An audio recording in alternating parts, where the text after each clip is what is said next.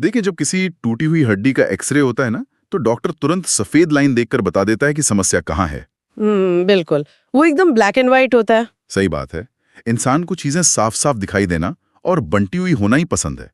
लेकिन जब कोई वैवाहिक विवाद शुरू होता है, जी। मेरा मतलब है उस स्थिति में जब एक पत्नी अचानक अपना वैवाहिक घर छोड़कर चली जाती है, माफ कीजिएगा, चली जाती है, तो अचानक कोई एक्सरे मशीन काम नहीं आती। हाँ, वहाँ तस्वीर बहुत धुंधली हो जाती है। और तब एक 50 बार किया गया मिस्ड कॉल या व्हाट्सएप का एक साधारण सा मैसेज भी अदालत में एक धारदार हथियार बन जाता है।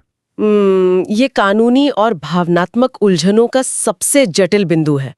आज के समय में वैवाहिक विवाद केवल घर की चारदीवारी तक सीमित नहीं रह गए हैं। तो अब ये क्या बन गए हैं? ये अब शतरंज के एक ऐसे खेल में बदल चुके हैं जहां हर कदम बहुत सोच समझ कर उठाना पड़ता है। इसी बात को ध्यान में रखते हुए आज की इस विस्तृत और गहन चर्चा में हमारा विषय इसी संवेदनशीलता और कानूनी पेचीदगियों पर केंद्रित है। बिल्कुल। हमारे स्रोत वरिष्ठ अधिवक्ता मनीष शुक्ला और अधिवक्ता अमन वाजपेयी के विश्लेषणों को आधार बनाते हुए आज का हमारा मिशन ये डिकोड करना है कि ऐसे मामलों में शुरुआती झटके से बाहर निकलकर एक ठोस कानूनी रणनीति कैसे काम करती है।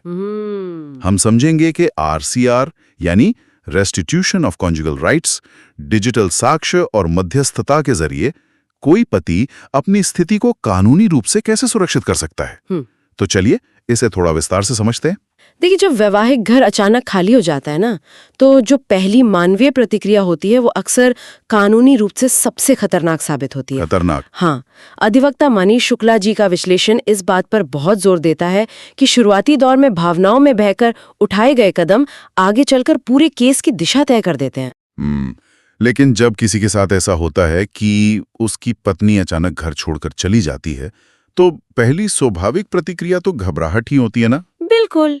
इंसान विचलित हो जाता है। वो तुरंत फोन मिलाता है, एक के बाद एक दर्जनों मैसेज करता है, मनाने की कोशिश करता है, या फिर शारीरिक रूप से पीछे पीछे उसके मायके पहुंच जाता है। हाँ, किसी भी आम इंसान के लिए अपने टूटते रिश्ते को बचाने का ये सबसे सामान्य तरीका लगता है।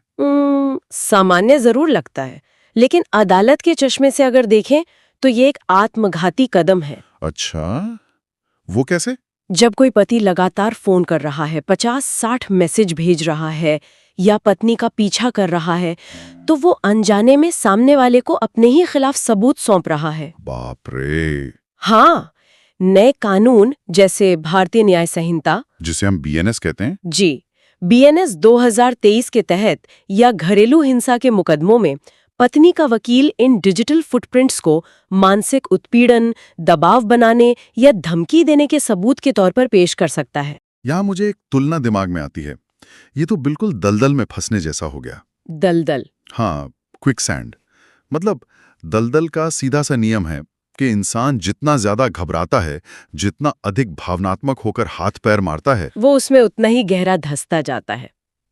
बिल्कुल सटीक तुलना है ये। और उस दलदल में भेजा गया हर एक व्हाट्सएप मैसेज या हर एक मिस्ड कॉल इंसान को 1 इंच और नीचे खींच लेता है। एकदम सही। वकील अदालत में आसानी से ये साबित कर सकता है कि देखिए, ये व्यक्ति कितना आक्रामक है, लगातार मेरी मुवक्किल का पीछा कर रहा है और उसे मानसिक रूप से प्रताड़ित कर रहा है। जो कदम भावनाओं में बहकर रिश्ते को बचाने के लिए उठाया गया था, वही कदम कानूनी रूप से स्टॉकिंग या हैरासमेंट का ठप्पा लगा देता है। यहाँ बात बहुत दिलचस्प हो जाती है। तो क्या इसका मतलब है कि ऐसी स्थिति में किसी इंसान को रातों रात अपनी सारी भावनाएं खत्म करके पूरी तरह से मशीन बन जाना चाहिए? हाँ, मशीन बन जाना चाहिए, क्योंकि एक पति जिसका घर टूट रहा है, क्या ये मानवीय रूप से संभव है कि वो अचानक से शून्य भावनाएं दिखाए और सिर्फ एक वकील की तरह सोचने लगे? मशीन बनने की बात नहीं है, बल्कि मस्तिष्क के उस हिस्से को सक्रिय करने की बात है जो तार्किक रूप से सोचता है। अच्छा। इसे कंपार्टमेंटलाइजेशन कहते हैं। दुख और सदमे को एक तरफ रखकर अपने अस्तित्व और भविष्य की सुरक्षा के लिए व्यवहारिक कदम उठाना। अधिवक्ता अमन वाजपेयी जी का विश्लेषण इस बात पर जोर देता है कि पहला कदम प्रतिक्रिया देना नहीं, बल्कि रूट कॉज एनालिसिस होना चाहिए। रूट कॉज एनालिसिस मतलब ये समझना कि पत्नी के जाने के पीछे का असली ट्रिगर क्या है। जी, और यहाँ जो बात सबसे दिलचस्प है ना, वो ये है कि जाने के पीछे 2 बहुत ही अलग तरह के कारण हो सकते हैं। वो क्या? पहला, कोई वास्तविक समस्या हो सकती है, जैसे घर में कोई पारिवारिक कलह हुई हो, कोई आर्थिक विवाद हो या अचानक किसी बात पर गुस्सा आ गया हो। ठीक है, ये तो आम बात है। लेकिन दूसरा कारण पूरी तरह से गणनात्मक हो सकता है, जिसे कानूनी भाषा में लीगल पोजीशनिंग कहते हैं। लीगल पोजीशनिंग, अगर हम इसे थोड़ा और खोलें तो इसका मतलब है कि वो शायद इसलिए नहीं गई क्योंकि आज सुबह कोई झगड़ा हुआ था, हाँ, बल्कि इसलिए गई ताकि 15 या 20 दिन बाद वो ये दावा कर सके कि उसे जबरदस्ती घर से निकाला गया था। बिल्कुल। ये एक पूर्व नियोजित कहानी गढ़ने की तैयारी होती है। यही इसका मुख्य अर्थ है। जब कोई पति बिना ये जाने कि पत्नी किस इरादे से गई है, लगातार माफी मांगता रहता है या पीछे पीछे भागता है, तो वो अपनी ही कानूनी स्थिति को कमजोर कर रहा है। जी, वो सामने वाले के नैरेटिव या कहानी को सच साबित करने के लिए अनजाने में खुद ही सामग्री दे रहा है। ये तो बिल्कुल एक डॉक्टर द्वारा बिना बीमारी जाने दवा देने जैसा हो गया। एकदम सही उदाहरण है। अगर डॉक्टर को पता ही नहीं है कि मरीज को बुखार इन्फेक्शन की वजह से है या किसी और कारण से, और वो बस आंख मूंद के दवाइयां लिखता जाए, तो स्थिति और बिगड़ेगी। जाहिर सी बात है। लेकिन अगर बीमारी समझ आ गई है, यानी ये स्पष्ट हो गया है कि यह एक सोची समझी कानूनी चाल है, तो बचाव के लिए भी कानूनी भाषा में ही जवाब देना होगा। यहीं पर कानूनी इलाज की शुरुआत होती होगी। बिल्कुल। मनीष शुक्ला जी के विश्लेषण के अनुसार, यदि यह स्पष्ट हो जाता है कि पत्नी बिना किसी ठोस या उचित कारण के अपना वैवाहिक घर छोड़कर गई है, तो कानून पति को एक बहुत मजबूत ढाल देता है। कौन सी ढाल? इसे सेक्शन 9 हिंदू मैरिज एक्ट के तहत दाम्पत्य अधिकारों की बहाली या आरसीआर कहते हैं। अच्छा, आरसीआर। तो इस सब का क्या मतलब है? ये प्रक्रिया असल में काम कैसे करती है? क्या ये अदालत का कोई फरमान है कि पत्नी को हर हाल में वापस लौटना ही होगा? नहीं, इसे एक कानूनी आमंत्रण की तरह समझा जा सकता है। आमंत्रण? हाँ, पति अदालत के माध्यम से एक याचिका दायर करता है कि वह अपनी पत्नी के साथ अपना वैवाहिक जीवन जारी रखना चाहता है। ठीक है। इस पर अदालत पत्नी को नोटिस भेजकर पूछती है कि वो बिना किसी वैध कारण के अलग क्यों रह रही है। अब यहाँ दो बातें होती हैं। क्या क्या? या तो पत्नी अदालत में आकर कोई जायज कारण बताएगी, या फिर वो इस नोटिस को नजरअंदाज कर देगी। और अगर वो नजरअंदाज कर देती है या वापस आने से इनकार कर देती है, तो इसका फायदा सीधा पति को मिलता है। जी हाँ, ये भविष्य के मुकदमों के लिए एक अभेद्य ढाल बन जाता है। कैसे? देखिए, यदि कल को बात तलाक या भरण पोषण यानी मेंटेनेंस तक पहुंचती है, तो पति के पास ये साबित करने के लिए एक अदालत द्वारा प्रमाणित आधार होता है कि उसने अपनी तरफ से घर बसाने की पूरी कानूनी और प्रामाणिक कोशिश की थी, लेकिन पत्नी ने ही बिना कारण साथ रहने से इनकार किया। तो इससे पति पर लगने वाले क्रूरता या लापरवाही के आरोप कमजोर पड़ जाते हैं। बिल्कुल कमजोर पड़ जाते हैं। ये तो एक बेहद चतुर रणनीतिक कदम है। लेकिन हमारे स्रोतों में साक्ष्यों को लेकर जो बात कही गई है, वो और भी ज्यादा चौंकाने वाली है। हाँ, साक्ष्य बहुत अहम है। नए कानूनों, खासकर भारतीय नागरिक सुरक्षा संहिता यानी BNSS 2023 के आने के बाद अदालतों में सबूतों को तौलने का तरीका काफी बदल गया है ना? पूरी तरह से बदल गया है। अदालतें अब केवल मौखिक दावों पर नहीं चलती। तो किस पर चलती हैं? ठोस दस्तावेजी और डिजिटल साक्ष्यों पर।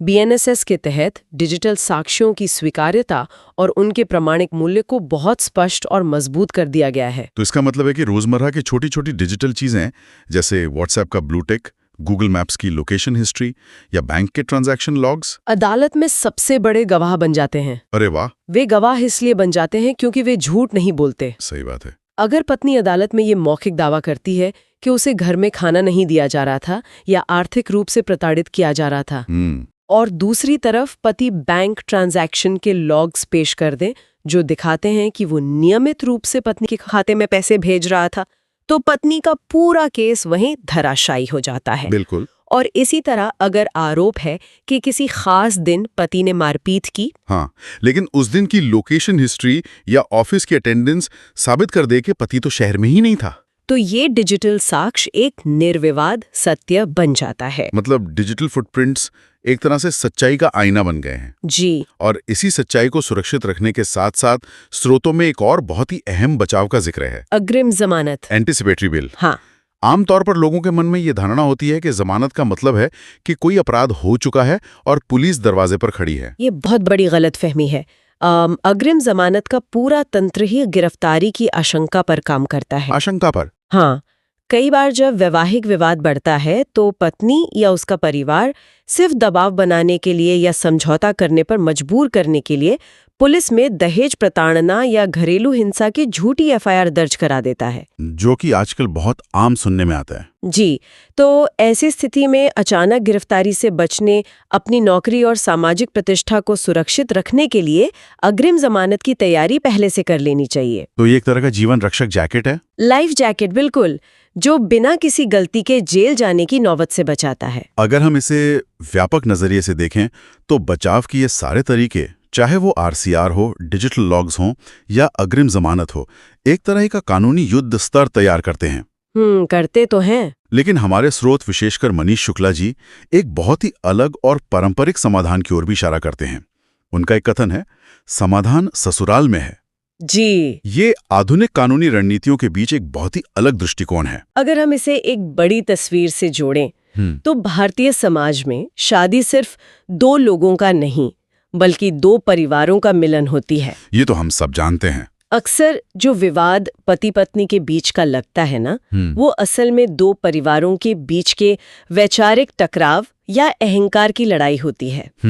जब पत्नी अपना घर छोड़कर मायके जाती है तो वहां उसकी मनोस्थिति पर उसके परिवार वालों का, यानी माता पिता या भाई बहनों का बहुत गहरा प्रभाव पड़ता है। ऐसे में अगर पति सीधे पत्नी से संपर्क करता है या उस पर दबाव डालता है तो वो आग में घी डालने का काम करेगा। बिल्कुल, जाहिर है यहाँ परिवार के बाकी सदस्यों की अहमियत बढ़ जाती है। तो क्या करना चाहिए? इसीलिए मध्यस्थता यानी मीडिएशन और परिवार के वरिष्ठ सदस्यों को शामिल करना सबसे प्रभावी कदम माना जाता है। अच्छा, सीधा टकराव के बजाय दोनों परिवारों के बड़े बुजुर्गों को बातचीत के लिए एक मेज पर लाना चाहिए। ये समझदारी का काम है। अगर मामला केवल गलतफहमियों का है तो वो अदालत की दहलीज तक पहुंचने से पहले ही सुलझ सकता है। और यदि बातचीत से बात नहीं बन रही है तो लीगल नोटिस के जरिए एक औपचारिक संवाद स्थापित किया जा सकता है।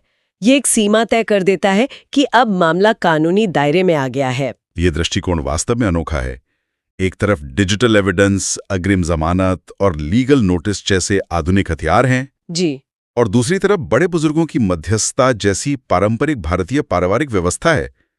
ये इन दोनों का एक बेहतरीन संतुलन है। सीधे अदालत में कूदने से पहले शांतिपूर्ण समाधान को प्राथमिकता देना हमेशा एक चतुर और कम नुकसानदायक तरीका होता है। सही बात है।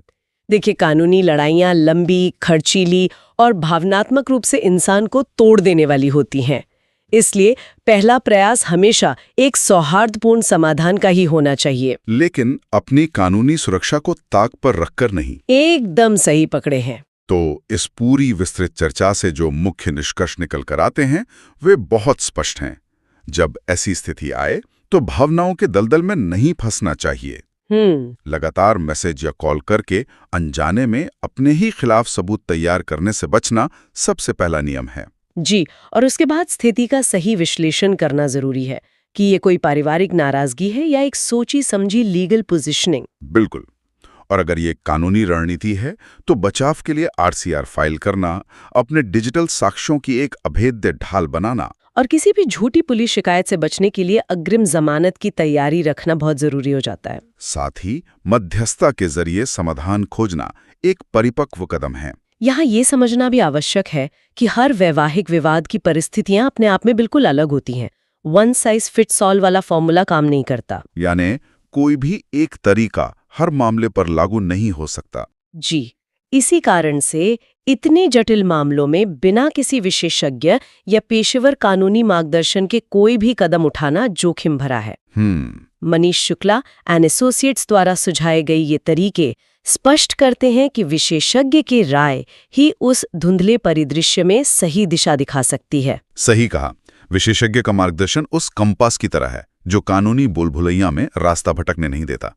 शुरुआत में हमने देखा था कि वैवाहिक विवादों में कोई एक्सरे मशीन काम नहीं करती, चीजें धुंधली होती हैं। लेकिन सही कानूनी रणनीति, डिजिटल साक्ष्यों और धैर्य के जरिए उस धुंधले को पूरी तरह साफ किया जा सकता है। बिल्कुल किया जा सकता है। अब इस चर्चा के अंत में एक ऐसा विचार सामने आता है जो इन स्रोतों से ही प्रेरित है, लेकिन ये इंसानी रिश्तों को देखने का नजरिया बदल देता है। अच्छा, अगर आज के समय में हमारे फोन के डिजिटल लॉग्स, व्हाट्सएप के ब्लू टिक्स, लोकेशन हिस्ट्री और बैंक के ट्रांजैक्शंस किसी भी वैवाहिक जीवन के सबसे बड़े और सबसे भरोसेमंद गवाह बन गए हैं, तो क्या इसका मतलब ये है कि एक इंसान को अपने सबसे करीबी, सबसे अंतरंग रिश्तों में भी हमेशा एक कानूनी ऑडिट के लिए तैयार रहना चाहिए? ये सोचने वाली बात है। क्या उस डिजिटल एक्सरे मशीन को तब भी चालू रखना चाहिए जब रिश्ते में सब कुछ बिल्कुल ठीक चल रहा हो? ये एक ऐसा सवाल है जो आधुनिक रिश्तों और डिजिटल निगरानी के इस जटिल समीकरण पर गहराई से सोचने के लिए मजबूर करता है। सच में? इस पर जरूर विचार कीजिएगा। हमारी इस गहन चर्चा में शामिल होने के लिए बहुत बहुत धन्यवाद। जी, धन्यवाद।